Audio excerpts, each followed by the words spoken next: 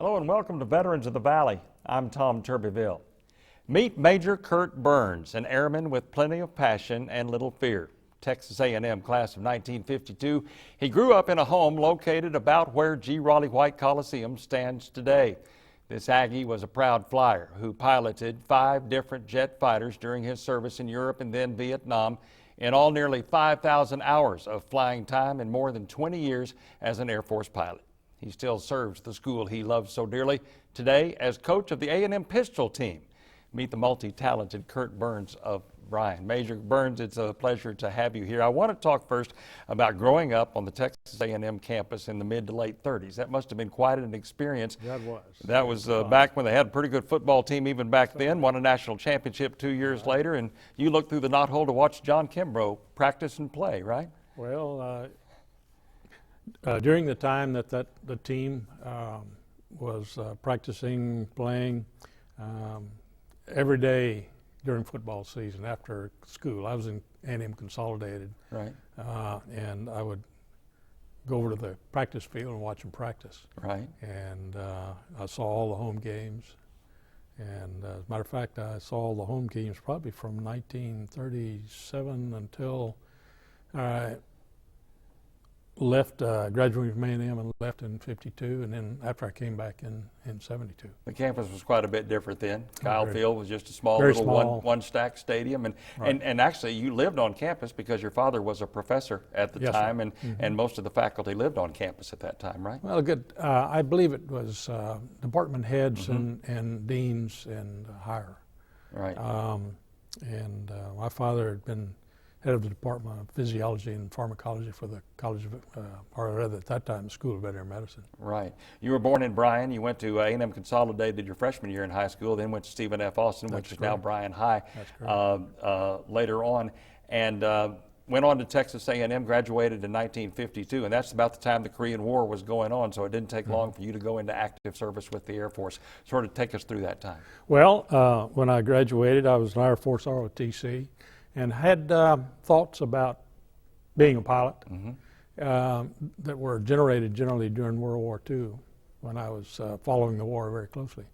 And I had pictures of airplanes all over my wall in my room. Right. And so I came on active duty in 52. It took them, the Air Force, about a year to get me into a class in flying school. At the time I was at this hardship position or location. I was stationed at Palm Beach International Airport. They had a military air transport service training base down there. They trained pilots for C-124s and C-97s and SA-16s, and I'd go scrounge rides with pilots as often as I could get off from my work. Right. Anyway, when then I got into flying school and went to Bartow Air Base, which is a primary contract field in Bartow, Florida, about in the middle of the state. And flew the T-6G. I love the T-6. It was, I thought, an outstanding training plane. I always thought if a person could learn to fly and master the T-6, he'd fly anything. Indeed. And after that, I was relatively high up in my class and got my choice, and I chose Bryan for a basic go into jets. Right. And you told me that was interesting. You said that the top half of the class got to go to jets, and the bottom half of the class went to fixed wing. Is that right? That's true, except for one person in there who had been a SAC navigator in Strategic Air Command. His goal was to go to multi-engine training and get into the at that time very new KC-135s, put in his normal or his required commitment, go to work for airlines, and nothing wrong with that. He did. He achieved that.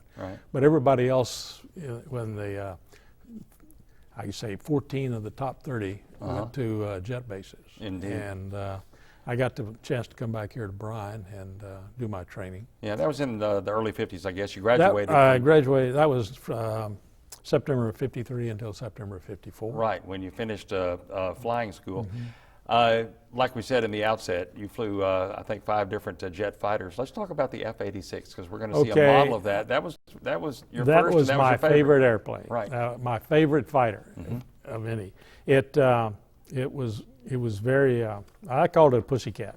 You could get in trouble. Right. If you mishandled the airplane, you could get in real trouble. Right. But if you flew it like a fighter ought to be flown, it was a very forgiving airplane.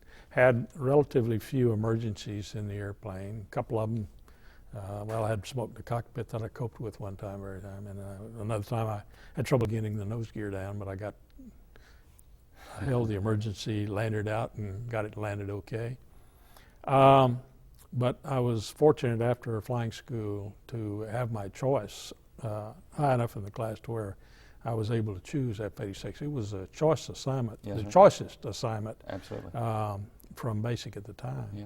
Let's move on. I know later on you took your first of what would be 2 tours of Germany. Let's talk about the first time that you went to Ramstein in Germany. Well, I had been instructing F-86s at Williams Air Force Base in Arizona, and I got this really plum of an assignment to the 53rd Fighter Day Squadron in what is now Ramstein Air Base, Germany.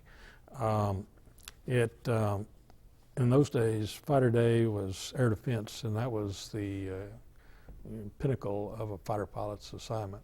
And had about half the tour there at Ramstein in air defense as day fighter pilot in the F-100C. The F-100C was probably the best day fighter they had at that time. Right.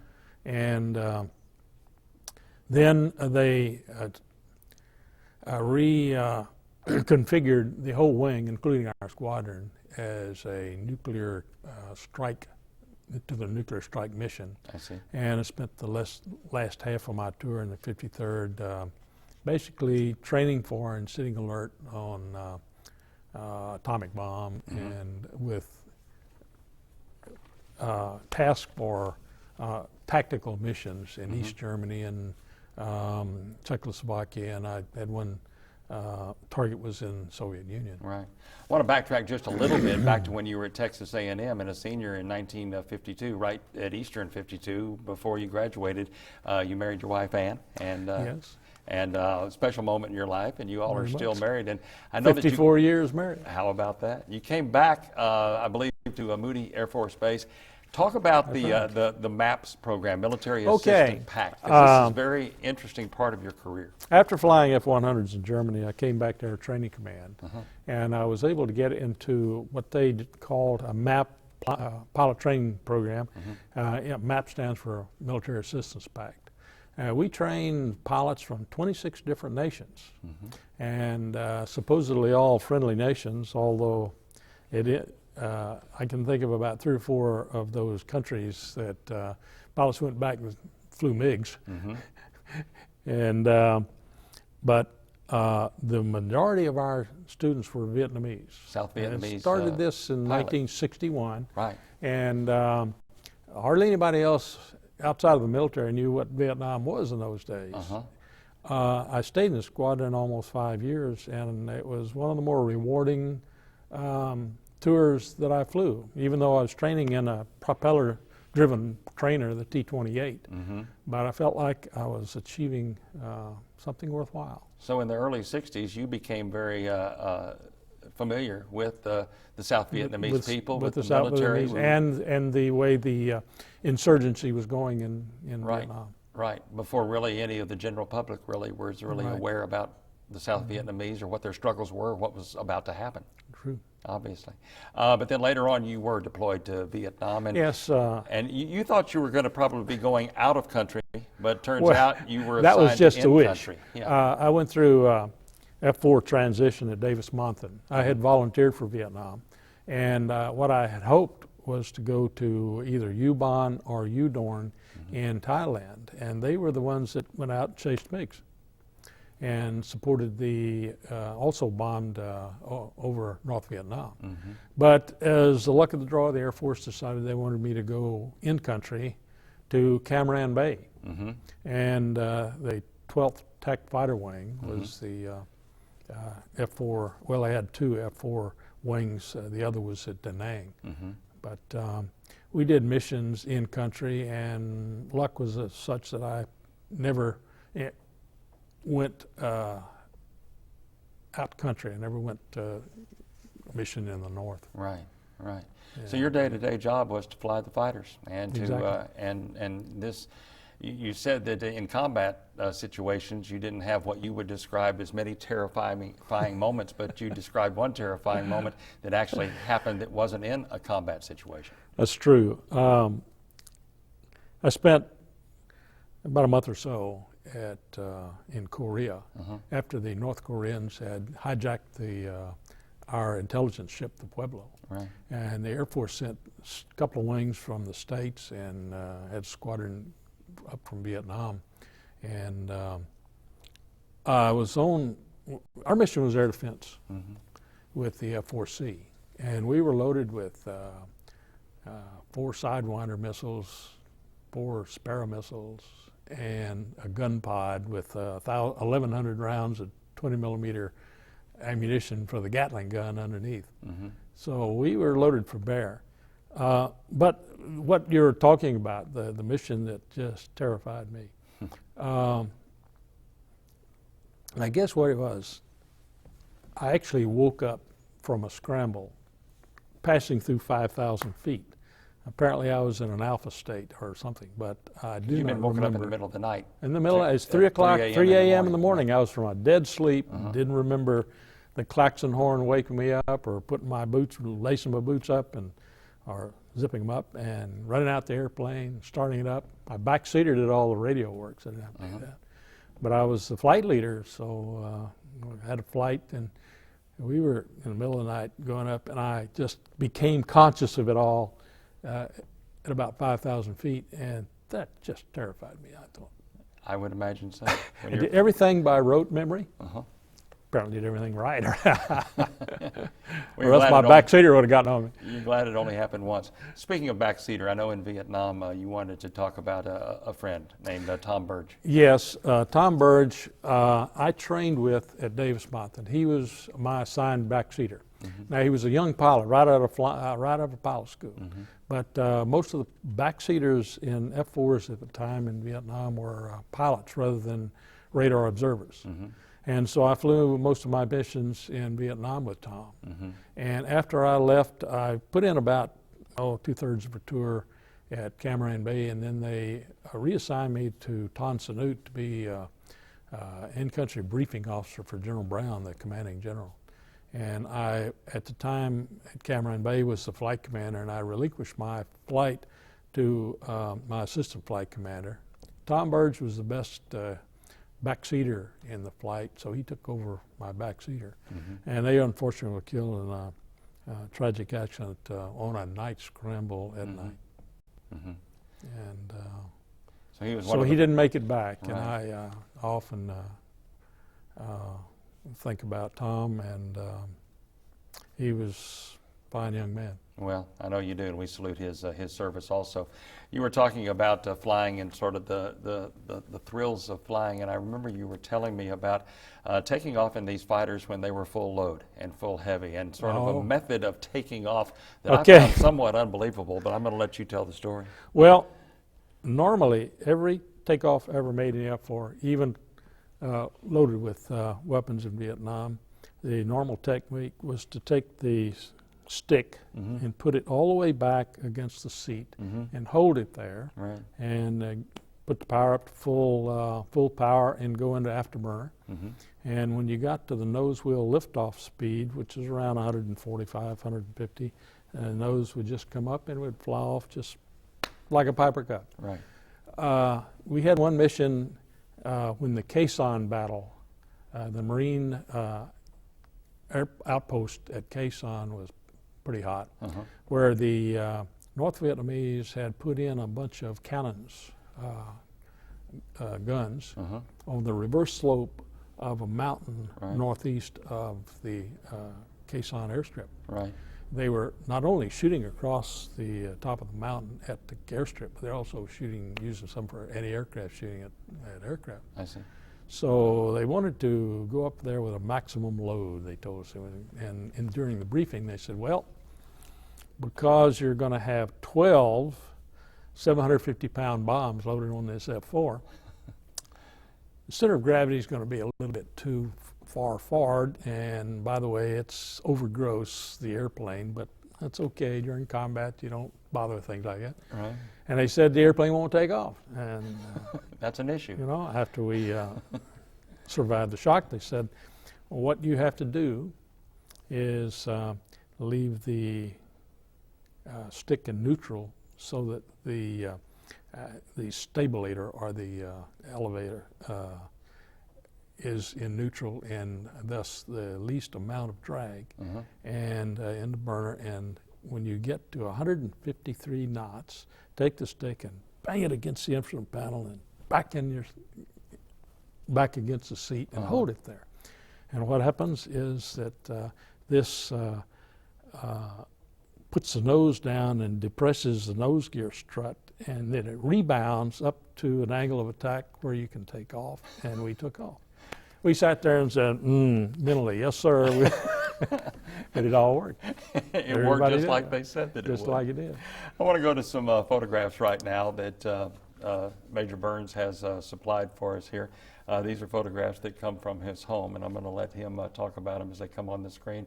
Talk about this picture, what we're looking at. Well, that was the airplane that I had my name on it, and Tom Burns. Unfortunately, the name was on the other side, but just failed to get a picture of, with our names on it. This was the armament crew, and they had just finished arming the aircraft and to go on the mission. We'd arrived out at the airplane ready to go on another mission. Now, is that the Phantom II? That is the F-4 Phantom II. F-4 Phantom II, okay. Let's go on to the next photograph. There you are. That's a picture of me. I had a pretty nice handlebar mustache. Quite a stash there, yeah. Nice fighter pilot's mustache. There's a funny story about that.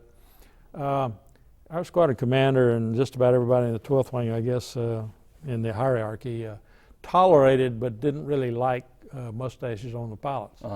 And General Ryan, who I believe was the commander of PACAF at the time, was visiting Cameron Bay, and my squadron commander called me in and says, "Burns, you go up to the tower and you stay there the whole time the general's up there." I knew exactly what he was talking about because General Ryan wasn't about to climb all those stairs up the top of the tower and see me with a mustache. So I got away with it. Indeed. Okay, let's move on.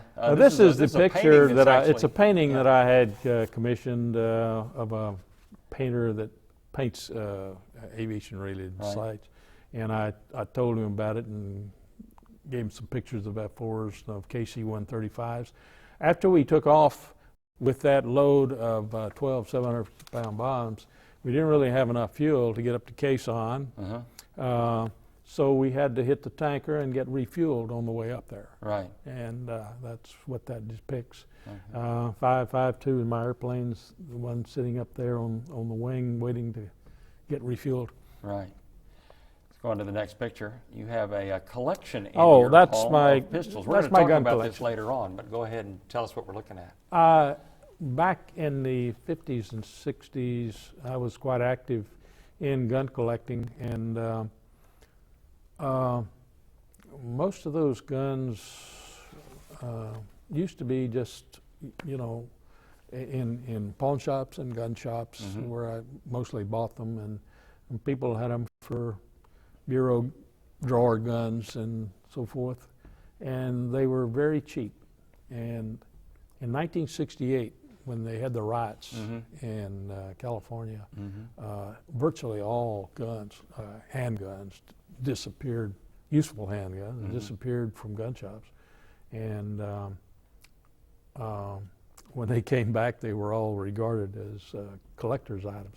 But I had already put together a complete representative sample of all of the 38 ACP, 38 caliber automatics that Colt made from 1900 till about 1928. That's quite a collection. A lot of veterans have shadow boxes. That's quite a shadow box of your. Well, all those medals were shooting medals. Shooting medals, right. That's it's an amazing thing that I got to see in your home. We've got one more picture of your family. That's my family. That's you and your wife. My wife and I, and my son and daughter-in-law. My son is assistant district attorney in Dallas County. Has been, I think, 19 Fred? years now. That's Fred. And your daughter-in-law. Laura Tracy. That's right. And you and Ann had an older son, Glenn, who unfortunately you lost. Killed, automobile accident. In an accident, but that's your family. That was taken just a few years ago. So Fine looking family there. Want to go to live right here in our studio now, and you are a collector of models of the planes that you have flown. Show us a little bit what we're looking at right here. These are just about every pilot in the Air Force has right. Models of airplanes he flew. This is the F-100. This Yeah, one that's standing this the one is tallest the right first now. one that I flew. That's the F-86F The Sabre. one on the left as you're looking at the screen. Go ahead and pull it back in there. There we go.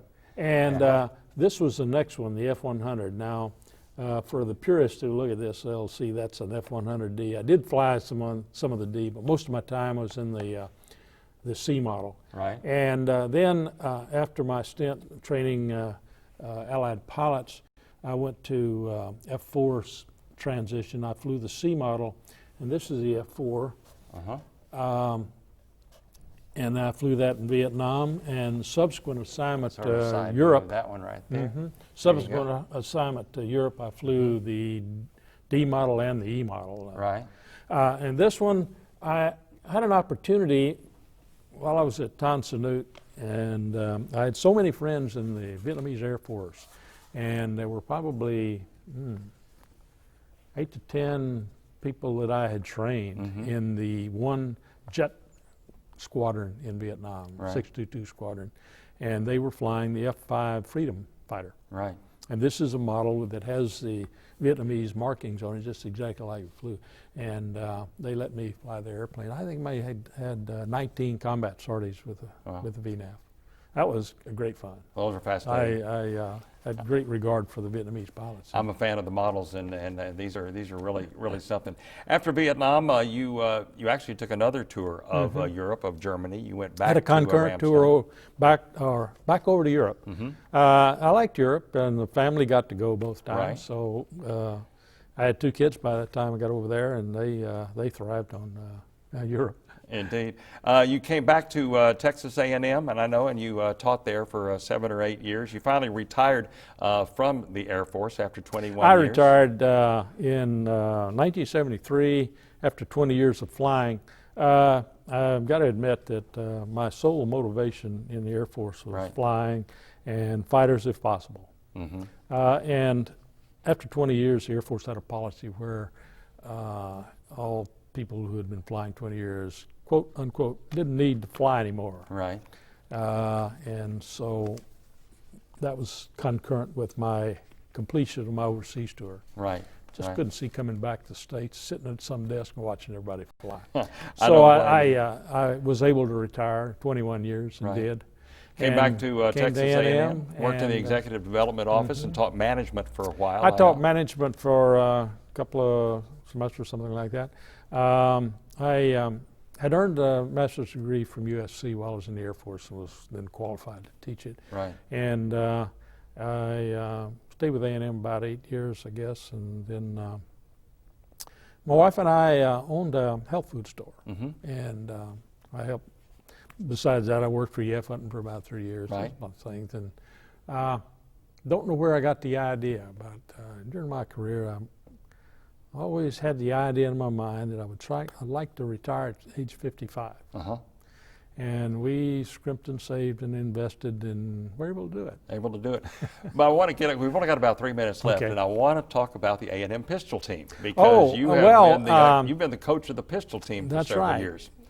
And you're probably wearing their shirt right now. Yeah. During the 60s, I had to go out and qualify with a pistol every year, and it hurt my pride because of the pistol collection I had that I couldn't shoot the .45 well. Right. So I got a guy that was on the pistol team at Randolph, and in my squadron, taught me how to shoot a .45. Apparently showed him some talent, and he asked me to join the pistol team.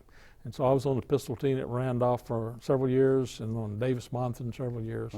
And I wasn't great, but I was almost. But anyway, I was good enough where after the Vietnam and United States and Europe, which was a total of about 6 years. Yes, sir. Came back and I was kind of over the hill, and I did some more competing, but I did volunteer and started coaching. Or actually, I had to start up a team, and it had lapsed. I started up the pistol team in 1974, and have been coaching it ever since. Yeah. And I enjoy coaching every bit as much as I did competing. Right. And it is really a lot of fun. 2 years ago, I coached both the university team and the ROTC pistol team. Right. The ROTC pistol team won the National ROTC Pistol Championship. So 2 years I was quite ago. proud of that too. And finished second last year, is that right? Second last year. Right. We, But it's a whole new year now. the whole new year, we're going to win it again. There's about a dozen on each team. I think you said on the university About that. team and the About ROTC team. Yes. And they compete against other schools. It's not Well, an NCAA sport. for per example, se, we but go it's- to the National Collegiate Pistol Championships. They invite the top 10 teams in the nation. We've been in the top 10 teams in the nation 24 out of the last 26 years that they've had the national championships. Right. And we finished, the best we finished is third. Right. But I was quite proud of our ROTC team winning it.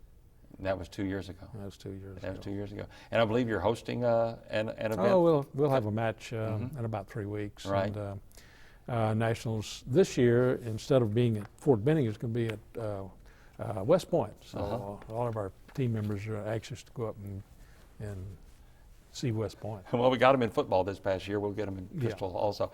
Thank you very much for your service. We're out of time, and I appreciate it. Thank you, sir. Major Burns. As a pilot in Vietnam, Curt Burns could hardly stand being inactive. He flew 4 or 5 days a week, but that was 3 or 4 days a week too few for his taste. And now his passion is the A&M pistol team, his family, trying to help the pistol team win another national title. We salute Major Curtis Burns for his service as we salute all veterans. I'm Tom Turbeville. Please join us next time on Veterans of the Valley.